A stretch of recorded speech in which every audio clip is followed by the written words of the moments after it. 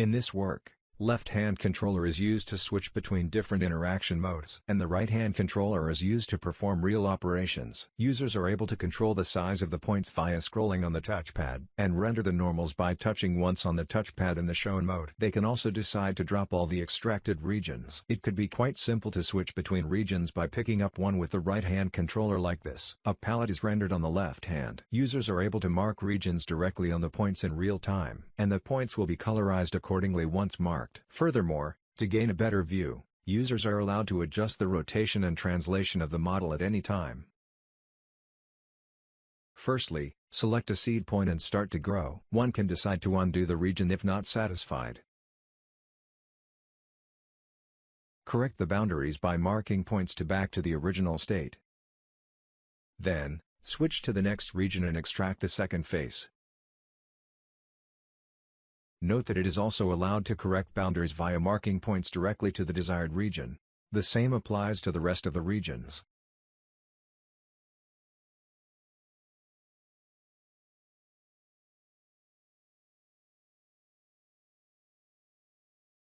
You end up with a collection of nicely extracted faces. For relatively simple models, vertices and edges are able to be extracted via a single click.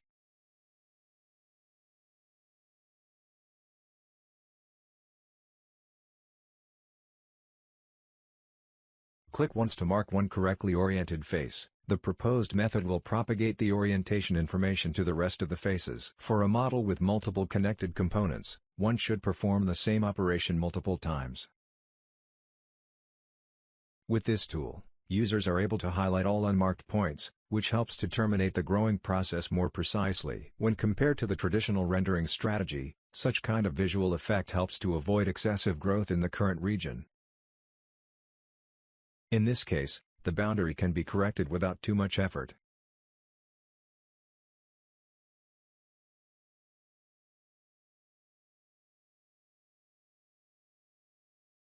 As the first step, grow normally to find potential boundaries that are leaking to the neighbors in your opinion. Remember them and start the second growth.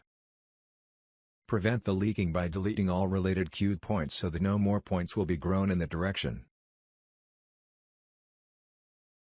As a result, the region will not leak to its neighbors and the boundaries remain natural. Queued points are highlighted in blue. To demonstrate the spawn of the queue, let's delete it first. Then, switch to the queue spawn mode and mark on the corresponding points. The effectiveness can be proved by growing again. Another useful growing strategy is to grow the current region backward once the expected boundary is exceeded. Misclassifications may happen due to the unsuitable neighbor search when classifying points. It is challenging for automated methods to adjust the searching range dynamically. This work involves users to correct the automatically generated vertices with VR controllers. The minority obeys the majority once all related vertex points are enclosed by the selection tool.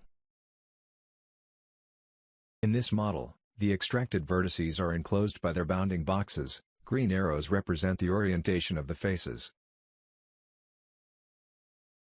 After checking the checkbox, users can highlight individual faces with its edge loops animated. This would help if one would like to check the connectivity relationship.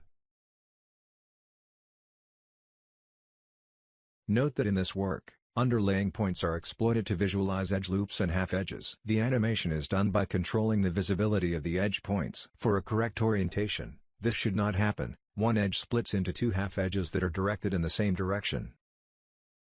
Half edges are visualized clearly as shown. When representing face orientations, they should be coherent with the green arrow where the right-hand rule applies.